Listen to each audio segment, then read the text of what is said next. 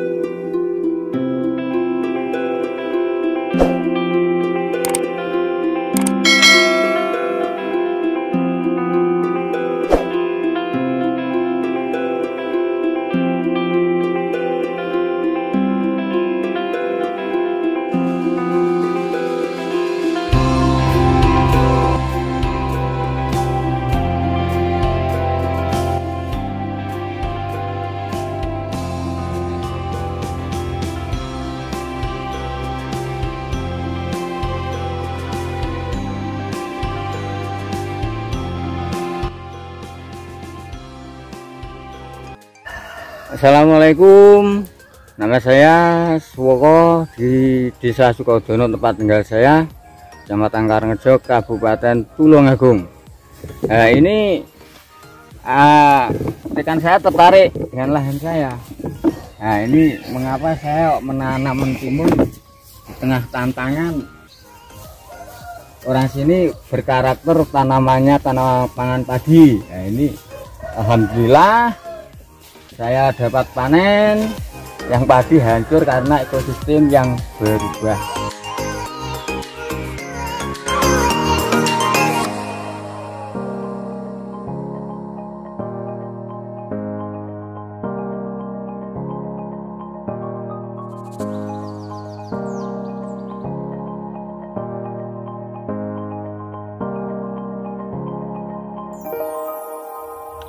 Assalamualaikum warahmatullahi wabarakatuh.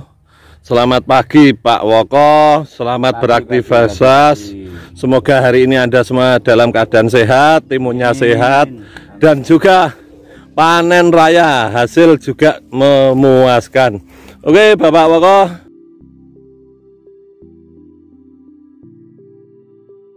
Di areal pertanian atau mungkin lahan produktif untuk pertanian di sini ini sudah mengalami perubahan ekosistem dengan adanya tanaman lain, tanaman industri yang begitu luas, sehingga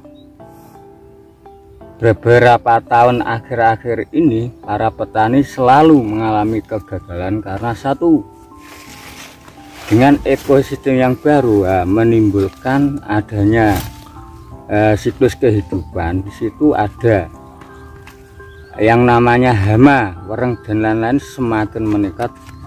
Satu, burung. kedua tikus, dan juga ada wareng-wareng kecil yang seperti cabai itu sekarang tidak dapat terkendali.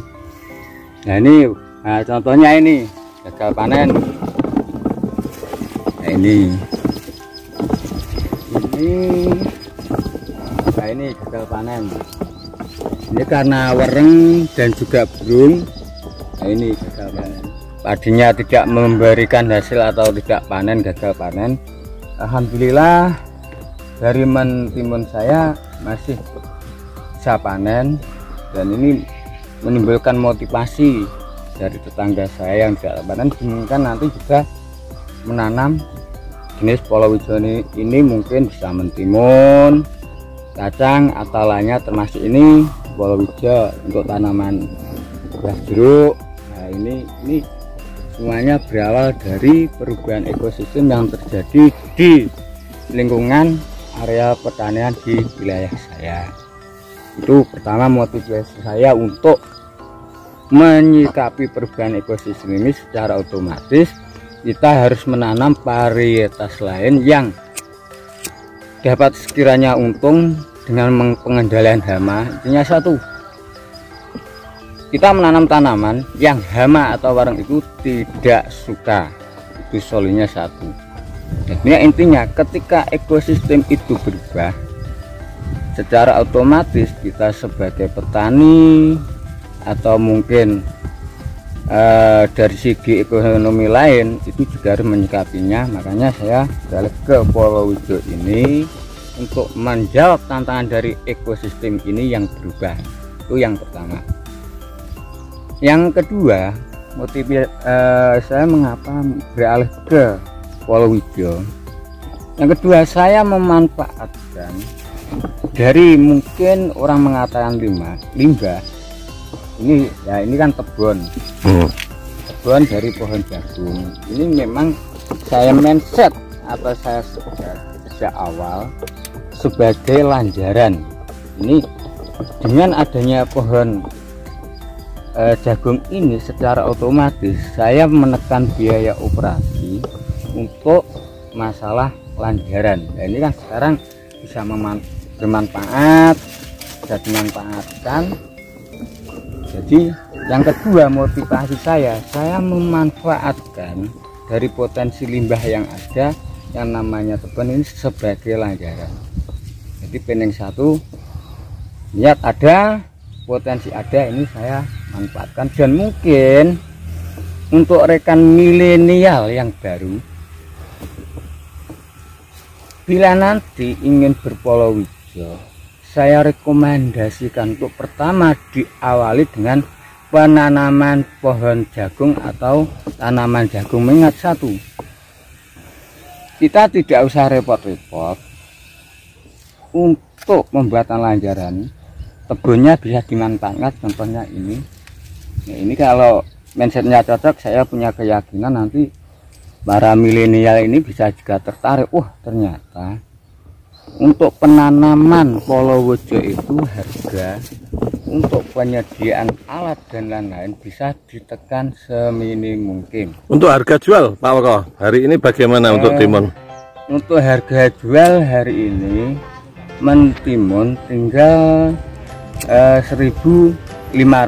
Kalau standarnya kemarin-kemarin masih 2.000 di akhir-akhir ini, mengingat ini daerah pengepul sayur, ini sudah masa panen juga. Nah, lahan lah. Terima kasih. Ini suatu pertanyaan yang saya tunggu ini. Untuk perawatan dari awal, ini buah mentimun ini perawatannya sangat mudah. Nama itu. Bahkan ini saya bisa dilihat dari tanaman saya ini tidak sama dengan teman-teman yang di lain. Di lahan pertanian saya ini, katakan pupuk awal ini hanya sekedarnya saja. Lihat pengolahan medannya, lahan ini hanya serintil atau penumpukan fermentasi juga tidak ada. Ini kan sangat mudah, biaya minim, tapi untuk hasil nanti di perawatannya ini lihat kan tidak ada glutannya dan lain-lain. Ini langsung dan bersalah. Berarti satu mentimun itu sebenarnya dibuat yang dimanapun bisa, satu utama untuk pengolahan lahan.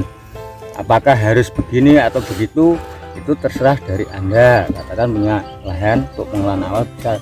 Kalau milik saya ini langsung ke dari tanah langsung kita tanami saja. Ini untuk menghemat biaya, mengingat marketing saya masih permulaan, lain dengan rekan lain yang mungkin di YouTuber itu marketingnya sudah bagus. Ini masih, saya pun juga masih pemula. Pertama itu terkait awal masalah penanaman, ini sangat dibuat seminim mungkin. Nih contohnya, ini tidak bulut, pengolahan awal ini ternyata juga bisa nanti untuk perawatan pemupukannya dan lain itu sebagai penambahan yang utama. Yang kedua masalah soal pemupukan, Mas. Soal masalah pemupukan untuk buah timun ini kalau dilihat nilai nominalnya, saya lihat itu sangatlah minim.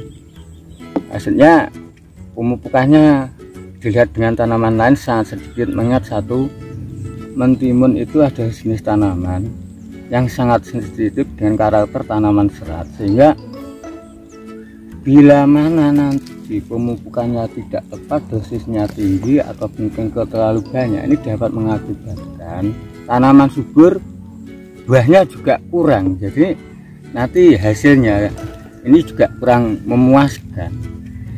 Nah, untuk pemupukannya ternyata sedikit, berulang kali, tetapi kalau dilihat dari volume pupuknya ini sangat sedikit. Mungkin untuk hal-hal lain bisa diimbangi dengan nutrisi, mungkin dengan NPK cair, mungkin yang lebih mahal juga ada ini batang-batangnya. Terus untuk masalah lain soal wereng, kita buah mentimun sangat sensitif dengan namanya wereng yang semarga atau sejenis dengan karakter lembing. Mengingat satu, ketika nanti uyuhnya atau urinnya itu keluar di daun-daun timun ini bisa langsung mengelinting dan dia bisa rusak. Itu yang paling utama, musuh utama dari wereng timun, namanya adalah jenis marganya marga lembing, kepe atau yang lain-lain itu. Yang kedua, untuk masalah perawatan, mungkin dari milenial itu nanti mungkin agak fokus sedikit untuk pengaturan masalah di batangnya. Ini saya tidak terlalu sibuk, tidak bisa mengurusi batang airnya ini. Seperti batang yang tidak terpakai ini harus dibuang, pengurangan daun di bawah untuk menjaga suhu dan kelembapan nanti bisa diikuti dari awal, bisa dilaksanakan. Maksudnya terlalu lebat daun di tanaman timun itu juga tidak boleh ya, harus semuanya daun standar.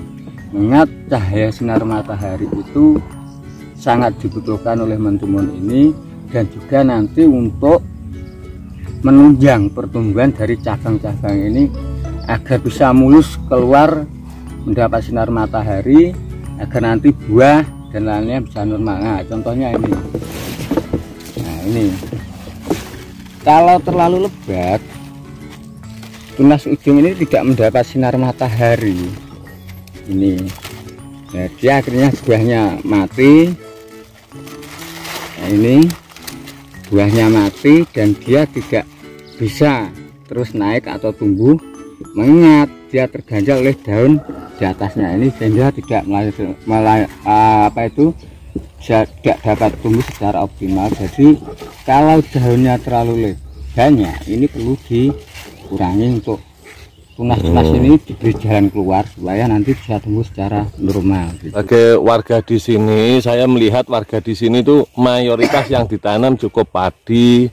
Mereka kalau berpolowija mereka cukup dengan jagung. Tetapi mengapa Anda merubah mindset dari masyarakat sini yang umumnya padi? Kenapa Anda beralih ke polowija yang khususnya mentimun ini, Pak Woko? Iya, terima kasih.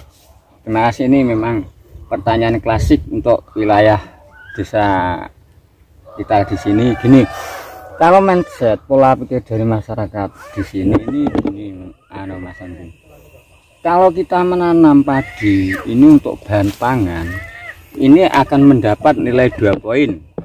Mengapa 2 poin? 1, kalau panennya nanti berhasil secara otomatis biasanya pangan ndak tuku, ora usah nempur. Karo dengan apa itu hewan ternaknya nanti bisa gemuk dengan makanannya dari damen atau kawulnya. Ini memang rata-rata mayoritas di masyarakat sini mindsetnya menanam padi itu karena satu, ini untuk bahan pangan, yang kedua untuk menghidupi ternaknya. Nah, ini secara otomatis berlawanan atau mungkin tidak berlawanan, saya merubah pola mindsetnya dengan adanya perubahan ekosistem ini. Saya beralih ke timun. Mengapa? Satu, kalau saya menanam timun atau palawija lain, nanti hasilnya apa kan juga bisa untuk nempur. Harganya mahal, saya tidak usah nunggu manuk atau tidak pusing dengan tikusnya, saya panen hasil saya, uang saya banyak, bisa untuk nempur, jadi saya lebih dengan enteng.